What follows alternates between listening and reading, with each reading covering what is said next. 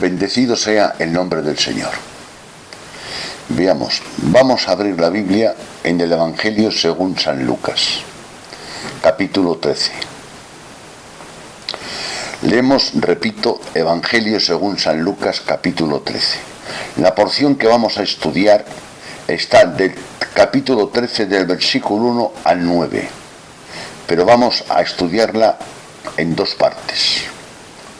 En una parte es desde el 6 al 9, habla de una parábola, la parábola de la higuera estéril. Pero el contexto de esta parábola está del 1 al 5. Repito, la parábola es Lucas capítulo 13, verso 6 al 9. Es la parábola de la higuera estéril.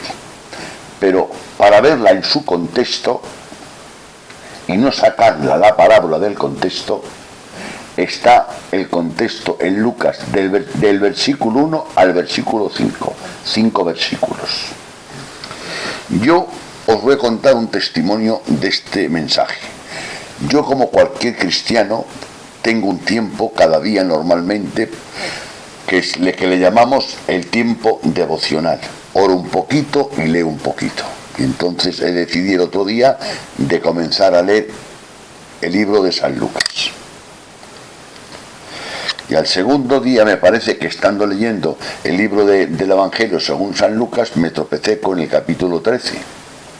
Este es un mensaje que yo, leyendo en mi tiempo devocional, recordé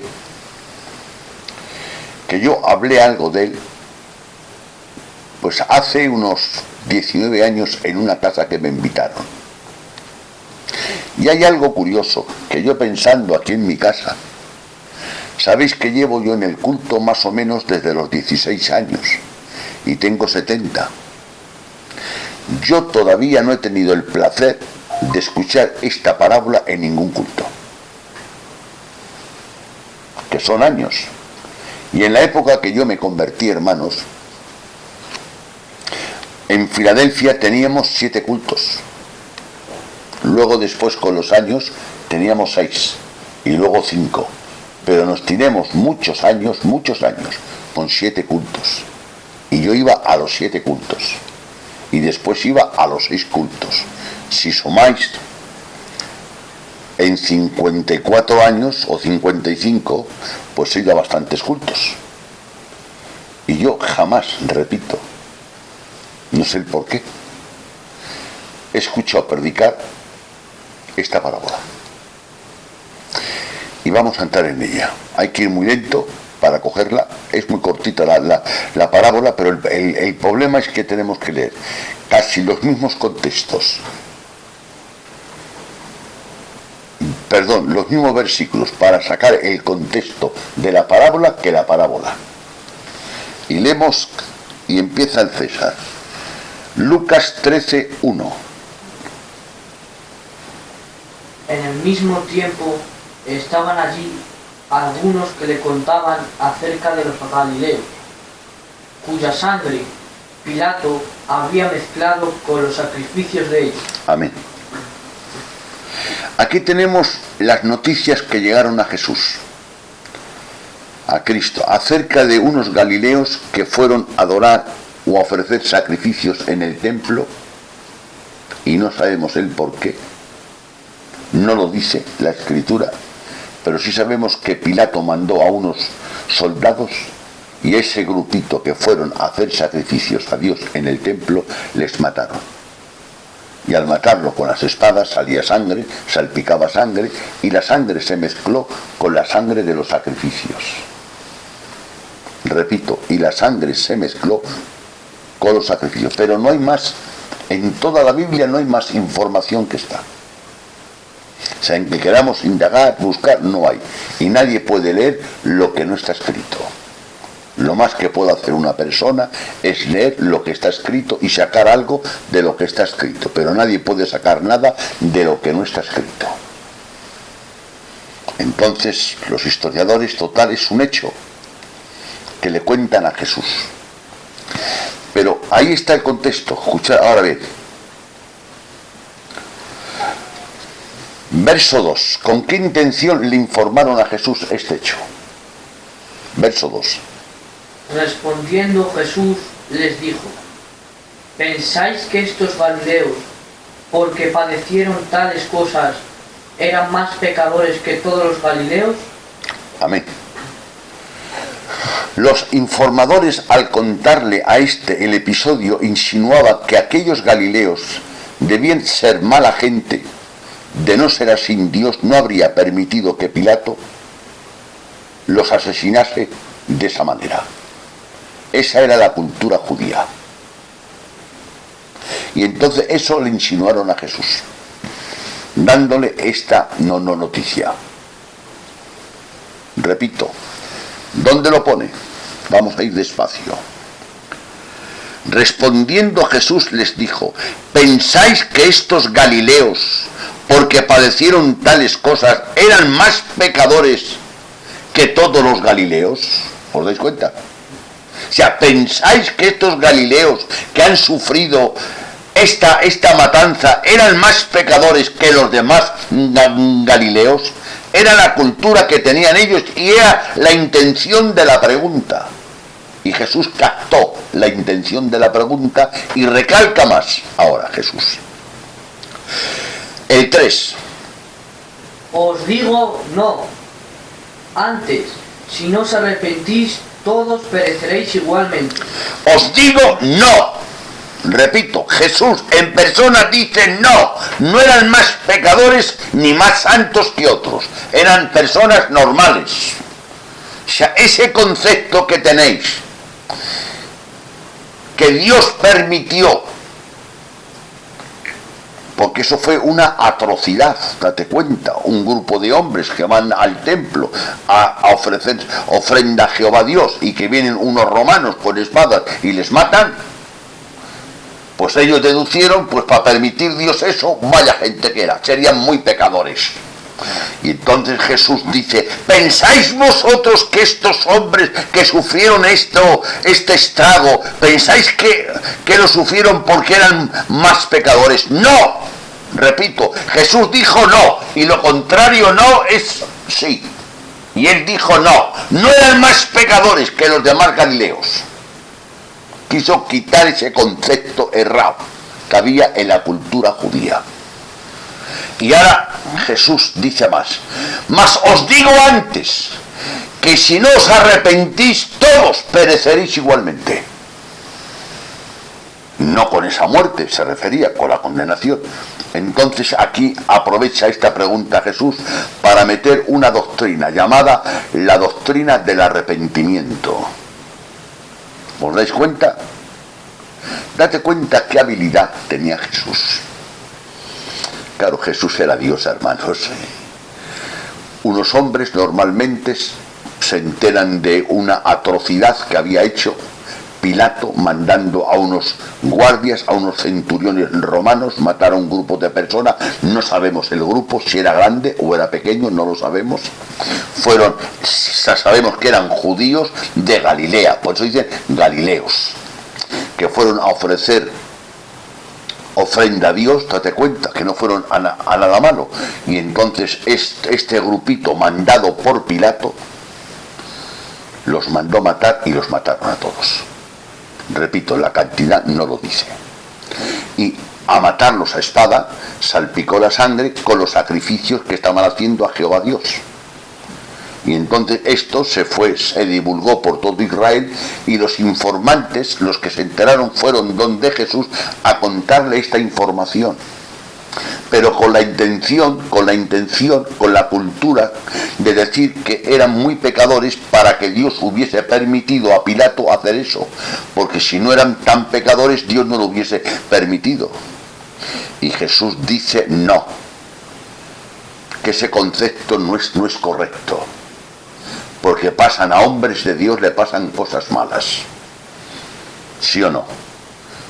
Hay hombres de Dios que están ingresados en un hospital, ¿sí o no? Hay hombres de Dios que están enfermos. Hay hijos de Dios que por circunstancias, Dios lo sabe, las cosas no le van bien. Y a otros que no son hijos de Dios, por circunstancias, parece que las cosas aparentemente les van mejor.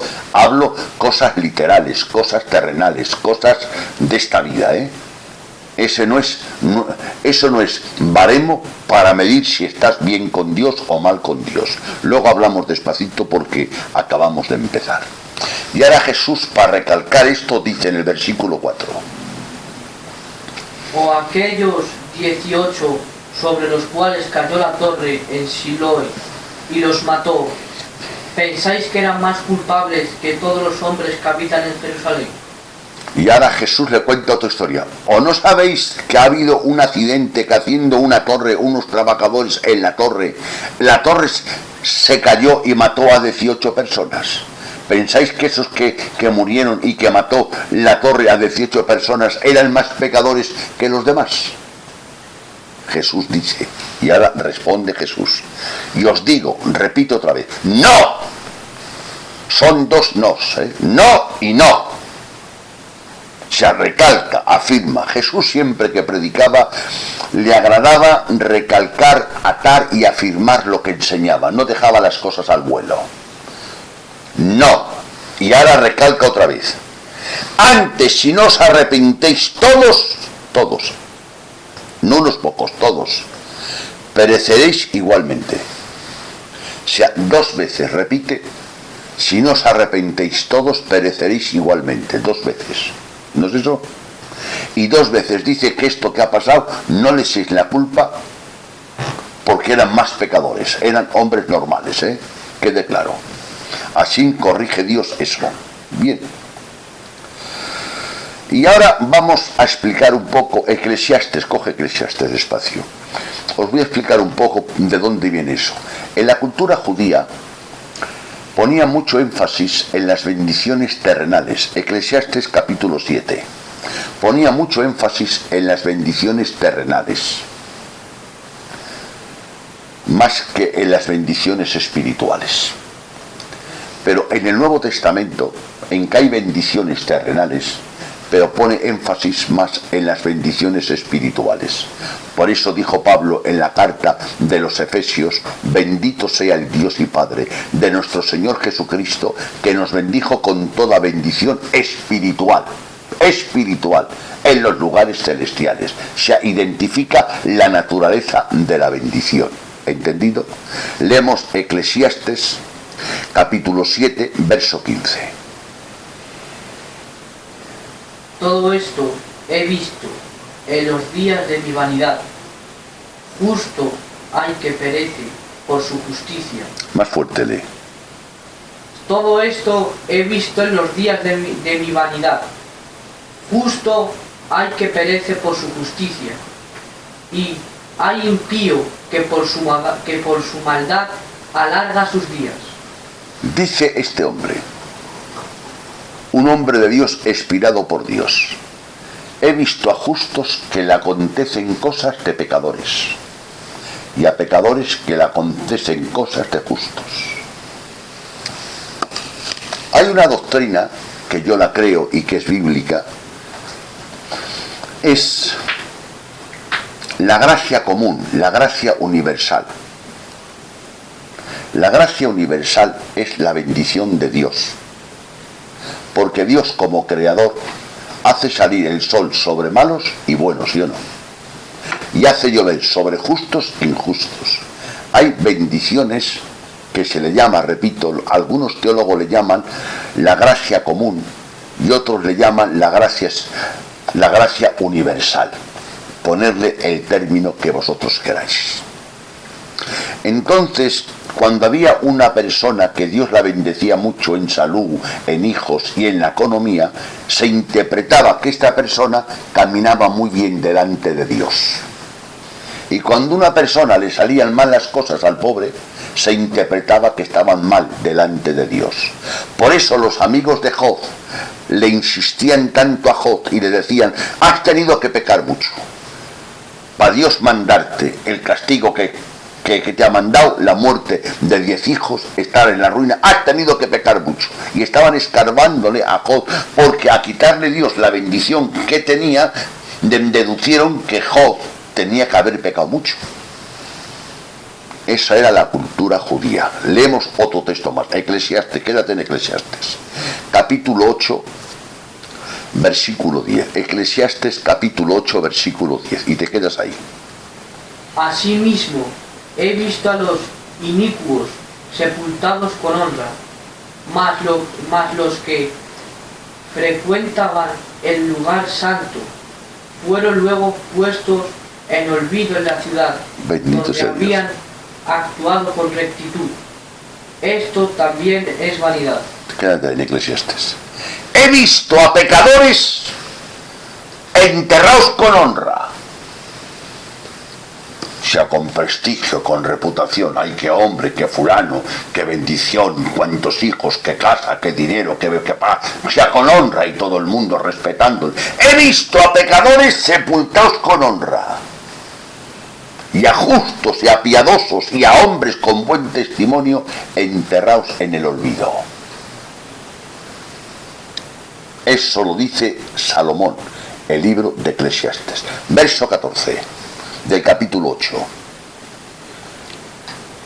Hay vanidad que se hace sobre la tierra, que hay justos a quienes sucede como si hicieran obras de impíos, y hay impíos a quienes acontece como si hicieran obras de justos. Digo que esto también es vanidad. Hay impios que les sucede, o sea, impios es pecador, ¿no entendéis, no? Hay a hombres pecadores que les acontecen cosas como que fuesen justos, y a justos les pasan cosas como que fuesen pecadores. Eso dijo Eclesiastes. Y para ya enlazar este tema y seguir más adelante, Salmos 73, 17. Hasta que entrando en el santuario de Dios, comprendí el fin de ellos. El salmista casi se desvía de su camino, de Dios, por ver la prosperidad de los pecadores. La gracia común, el diablo que es tan malo y el hombre que es tan egoísta, da una mala interpretación a la gracia común. Dios le bendice, Dios le guarda, Dios le protege, le van bien todas las cosas, le predicas el evangelio y te dice que no quiere el evangelio, no quiere el aleluya, pero que Dios está con él, porque Dios bendice mucho su casa, porque va muy bien su casa, y la bendición que tiene la interpreta como que está bien con Dios, pero ni cree en Dios, ni habla con Dios, ni se arrepiente, ni se reconoce pecador, porque dice que le va bien las cosas porque él es muy bueno. Y el bien que Dios hace lo interpretan ellos mal. Es la bendición. Bien. Es la gracia común. Podéis decir, pues ¿cuántas gracias tiene Dios, hermano Machaco? Una. Entonces, pero como un árbol, es un árbol y tiene muchas ramas, ¿no? Un árbol tiene muchas ramas. Pues la gracia de Dios tiene muchas manifestaciones distintas. O como el arco iris, es un arco iris y tiene muchos colores. Así es la gracia de Dios. Y ahora entramos en el mensaje. Ahora vamos a interpretar por qué. Jesús dice 2 veces, Campe, que se arrepientan. 2 veces. ¿De acuerdo? Repito, 2 veces. En el versículo 3, léelo. Baja la calefacción si quieres, un poco, o quítala, si sabéis, el termostato. ¿Salmo? No, Salmos no, Lucas, ahora estamos en Lucas, capítulo 13, Vale. verso 3. Os digo no. Llama a la consola a la abuela, que quite la calefacción. Antes, si no os arrepentís, todos pereceréis igualmente. Sigue. Ahora el 5. Os digo no. Antes, si no os arrepentís, todos pereceréis igualmente. Y ahora coge el Señor y hace una parábola. ¿Para qué? La parábola está destinada para reforzar la exhortación al arrepentimiento. Y ahora entramos en la parábola. Capítulo 13, versículo 6 al 9. Ahora es cuando vamos a entender la parábola. Dijo también esta parábola. Tenía un hombre una higuera plantada en su viña, y vino a buscar fruto en ella, y no lo halló. Y dijo al viñador: he aquí, hace 3 años que vengo a buscar fruto en esta higuera, y no lo hallo. Córtala. ¿Para qué inutiliza también la tierra?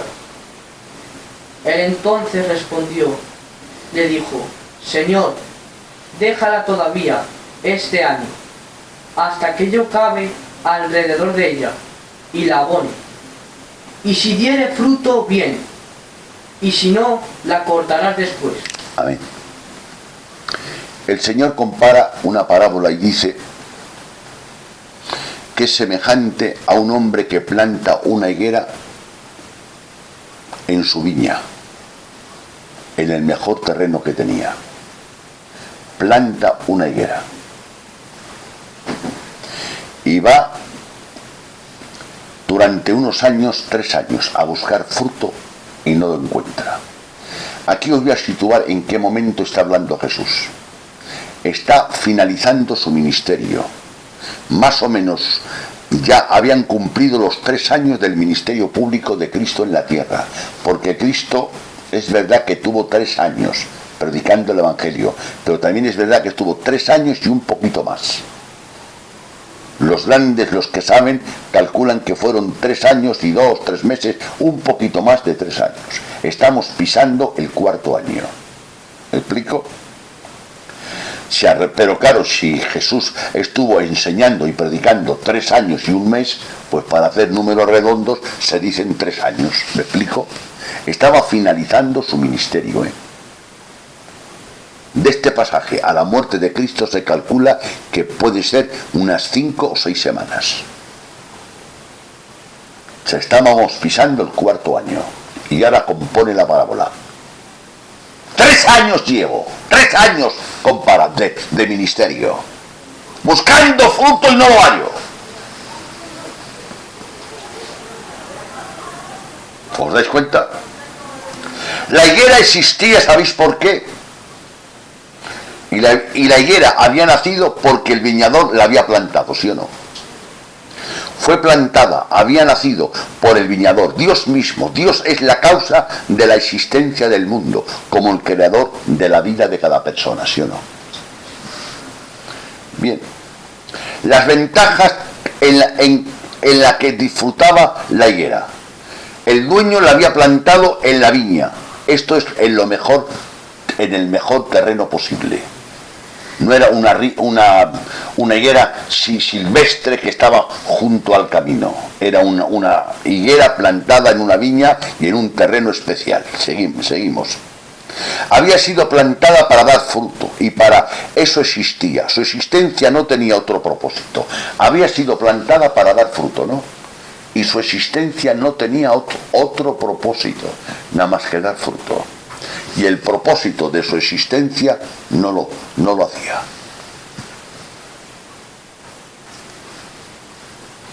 Seguimos despacito. Esta planta estaba plantada donde otras daban fruto. En la viña que estaba, las vides daban fruto. Estaba plantada donde otras daban fruto. Tenía la misma tierra, el mismo alimento, los mismos medios de gracia al alcance de la mano, a fin de que su vida respondiese. Y no respondía. Las demás plantas de la viña todas daban fruto. Estaba en la misma tierra. Estaba alimentándose de la humedad de la tierra, del agua de la tierra, de los minerales de la tierra. Se estaba alimentando como todas, como las demás. Pero todas daban fruto y ella no daba fruto. No supo aprovechar los medios de gracia que Dios le dio. 2 jóvenes van al culto. Uno nada más hace que mirar a la pared y mirar al techo. Y está por estar. y ves que nunca se convierte. Y va al culto porque sus 4 amigos van al culto. Si sus 4 amigos en vez de ir al culto van al futbolín, se van al futbolín en vez de ir al culto. Y sin embargo otros jóvenes están en el culto convertidos, escuchando la palabra, aceptando la palabra y buscando el rostro de Dios. Hay gente que no aprovecha los medios de gracia que Dios provee. Entonces dijo el viña, ahora dijo el dueño. Veamos a ver. No aprovechó las oportunidades que la gracia de Dios le dio. Este árbol, escuchadme ahora, este árbol era peor que inútil. Ahora os digo por qué. Este árbol era peor que inútil. No solamente no producía el fruto, sino para qué inutilizar también la tierra. Ocupaba un espacio que podía utilizarse para otro árbol, ¿sí o no? Estaba utilizando un sitio más, una higuera. Una higuera normalmente es un árbol frondoso, es un árbol ancho, ¿no? Y grande, un árbol que tiene muchas raíces. Y estaba bebiendo de la savia, de los minerales y del agua que otros necesitaban.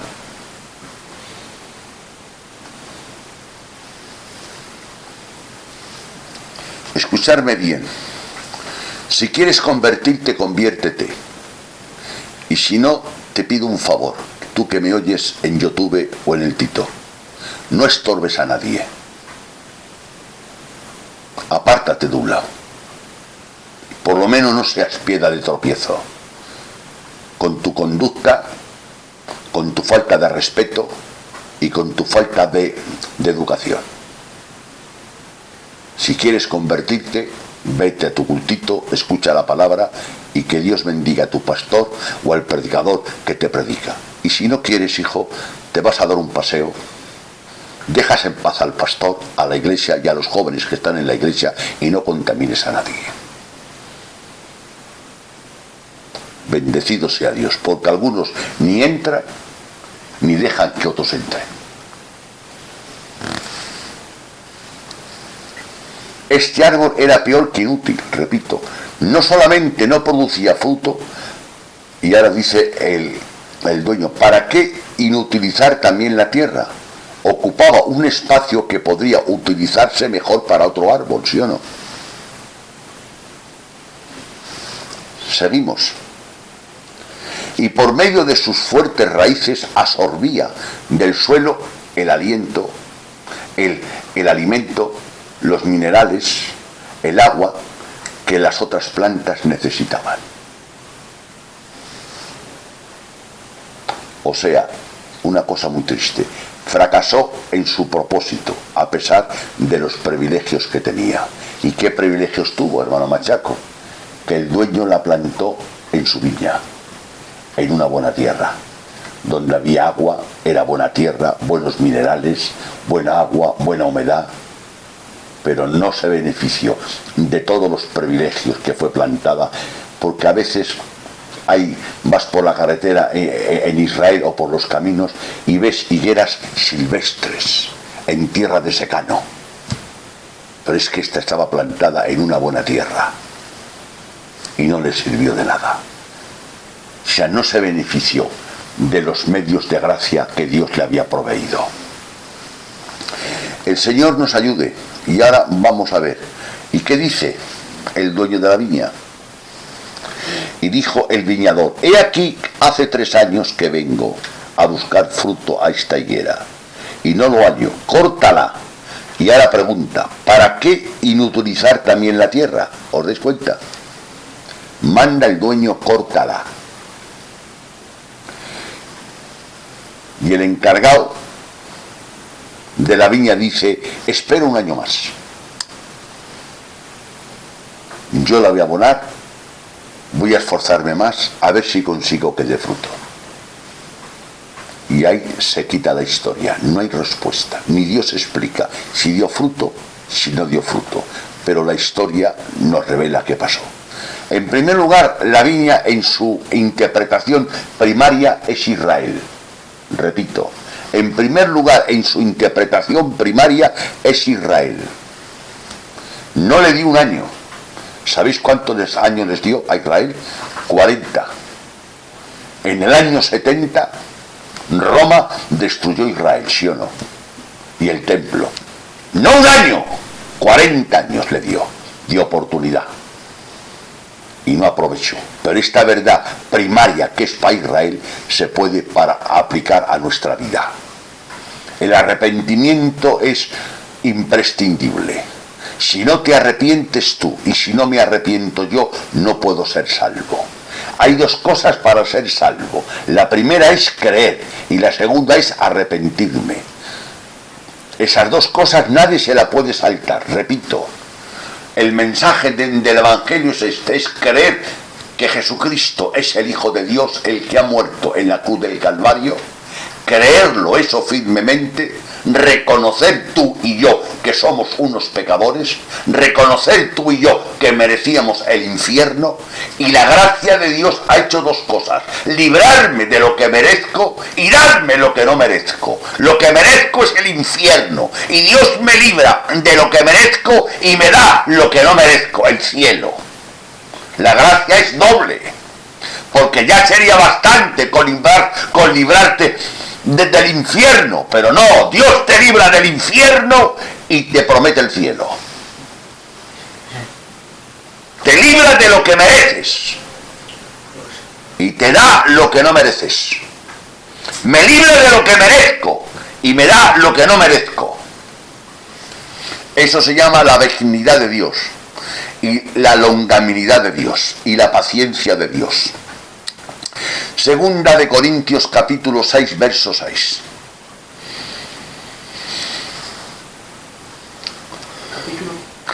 Segunda de Corintios capítulo 6, verso 6. En pureza, en ciencia, en longanimidad, en bondad, en el Espíritu Santo. En longanimidad, ¿no? ¿Qué es longanimidad? Eso me lo ha enseñado un teólogo. Yo, francamente, hace tiempo que yo no lo sabía. El nombre de él no lo digo porque no lo recuerdo en este momento. Longanimidad es paciencia en medio de la adversidad. Paciencia es saber esperar algo, pero puedo estar esperando sano, con mucha bendición en mi casa, ¿no? Y tener paciencia. Paciencia es una cosa, y longanimidad es paciencia esperando dentro de la adversidad, dentro de los problemas. Por eso la paciencia es más larga todavía, es más larga la longanimidad que la paciencia. Por eso encontramos pero algunas versiones parece ser que han quitado la palabra longanimidad y han puesto paciencia porque es una palabra más entendible, más del día, más de la calle, y con buena fe, intentando que el que lea la Biblia y no tenga mucha cultura bíblica lo interprete mejor, la quita, pero no. Por eso he buscado textos donde lo pone, y si vais a las antiguas versiones notáis en muchas partes que la nuestra no pone longanimidad, que pone longanimidad, y en el texto original igual. Colosenses capítulo 1, verso 11.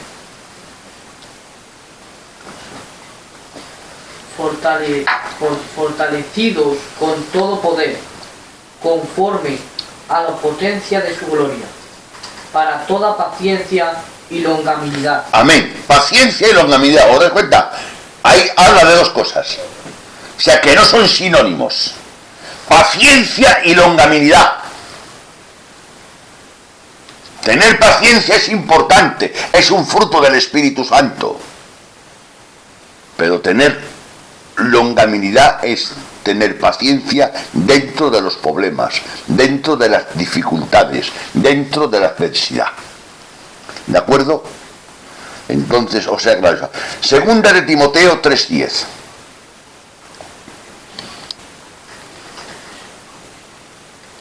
Pero tú has seguido mi doctrina, conducta, propósito, fe, longanimidad. Otra vez, longanimidad. Le dice Pablo a Timoteo, tú has seguido mi conducta y mi fe y mi longanimidad. Pablo tenía paciencia y longanimidad. Tuvo paciencia y la mostró. Y tuvo longanimidad y la mostró en medio de la adversidad y de la aflicción. Bendecido sea el nombre del Señor. Bien, debido a la ausencia de fruto, Dios ordenó. ¿Qué ordenó? Que fuese cortada. La paciencia y la longanimidad es importante. Pero escucha, Chenchito, la paciencia no es infinita. El que es infinito es Dios. Y Dios tiene paciencia y tiene longanimidad. Pero la paciencia y la longanimidad de Dios, úsala con el propósito que Dios te la da. ¿Sabes para qué? Para darte tiempo a que te arrepientas y a que te conviertas. Pero no te la da César para que la uses para que sigas pecando. O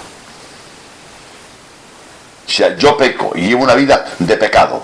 Entonces Dios puede meter la mano y hacer el juicio, ¿no? Y coge por su paciencia, sujeta al juicio, atrasa al juicio. ¿Para qué? Para darme tiempo a que yo me arrepienta, a que yo me convierta. Y yo uso la paciencia como escudo para seguir pecando. Y la paciencia y la longanimidad nos debe guiar y ayudar al arrepentimiento. Bendecido sea el nombre del Señor. El viñador intercedió por la higuera y fue al principio del 4º año que Israel rechazó a Cristo, ¿sí o no? Para no confundirnos, digamos, al 3er año, al final de los 3 años y al principio del 4º año, Israel rechazó a Cristo y dijo crucificarle, ¿sí o no? Y le crucificaron. Ese es el fruto que dio la higuera, que era Israel. Ahora, ¿qué hizo Jesús? Y en el año 30 de agosto del año 70, las legiones romanas mandadas por Tito llevaron a cabo la destrucción del templo y de Jerusalén. Cuando Jesús dijo, no quedará piedra sobre piedra. Vamos a leerlo, donde lo dice Jesús. Mateo 24, ya estoy terminando. Mateo 24 del 1 al 2. Cuando Jesús salió del templo y se iba, se acercaron sus discípulos para mostrarle los edificios del templo. Respondiendo él, les dijo, ¿veis todo esto? De cierto os digo, que no quedará aquí piedra sobre piedra, que no sea derribada. Amén. Y eso ocurrió, repito, en los libros históricos lo podéis leer. El 30 de agosto del año 70, las legiones romanas mandadas por Tito llevaron a cabo la destrucción del templo de Jerusalén. Históricamente está comprobado, ¿eh? Bien. Ahora vamos a la reacción del viñador cuando la cortó, cuando vino el juicio. Y ya terminamos. Lo leo yo, que lo he puesto aquí en el ordenador para abreviar tiempo. En Lucas 19:41 dice, y cuando llegó cerca de la ciudad, al verla, Jesús lloró. Hay pocas veces que diga que Jesús lloró, ¿verdad? Lloró cuando Lázaro, y aquí también lloró. Cuando llegó cerca de la ciudad, Lucas 19:41. Cuando llegó cerca de la ciudad, al verla, lloró sobre ella, lloró sobre la ciudad, diciendo, oh, si también tú conocieses a lo menos este día, lo que es para ti, mas ahora están tus ojos cubiertos y no ves. Jesús, viendo la ciudad, lloró. Dios quiera que viéndote a ti no llore Dios, viendo la condenación y el castigo. En esta parábola le pidió un año, ¿no? No Dios dio Campe, no le dio un año. Según la escritura, Jesús murió a los 33 años, ¿no? Y el calendario comienza desde el nacimiento de Cristo. Y la destrucción vino en el año 70. Se le dio casi 40 años de prórroga. y cada día están peor. Y todavía es ahora y siguen esperando al Mesías sin arrepentirse. Y el Señor dijo, córtala. Dios nos ayude a interpretar esta parábola tan seca que yo la entiendo que es un mensaje un poco seco, demasiado real, pero cuando lo he escuchado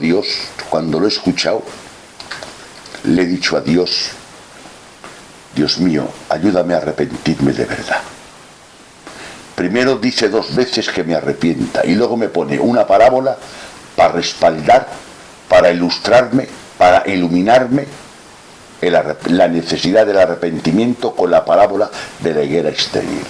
El propósito de la higuera, la existencia de la higuera, que era dar fruto. Y la higuera no cumplió el propósito por el cual él existía. Hay una oración, y con esto terminamos, que hizo un puritano. Un puritano se le llama a los predicadores primeros, o sea, a los puritanos de hace 300 años, más o menos. Y era una oración, escuchar la oración, es tan bonita que me la aprendo de memoria.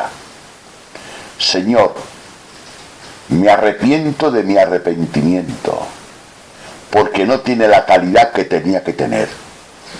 Y limpia las lágrimas de mi arrepentimiento, porque están sucias y son inmundas, porque no tienen la calidad que debían tener.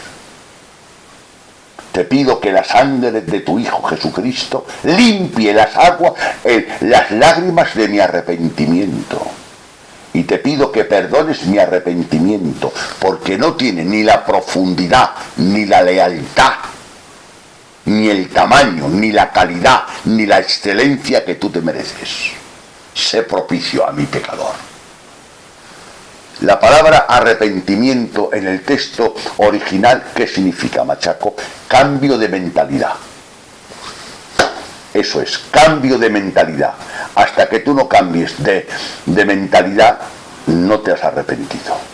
Que Dios te bendiga y Dios quiera que este mensaje te sirva para entender la gran necesidad y la gran doctrina del arrepentimiento. Es verdad que somos salvos por gracia, verdad, pero también es verdad que si no te arrepientes no eres salvo. También es verdad. ¿Y qué es arrepentimiento? Dejar el pecado, creer en Jesucristo, que es el Hijo de Dios, dar la espalda al pecado y dar la cara a Cristo, y esforzarte por hacer dignos frutos de arrepentimiento. Que la gracia de Dios nos aporije y nos acompañe.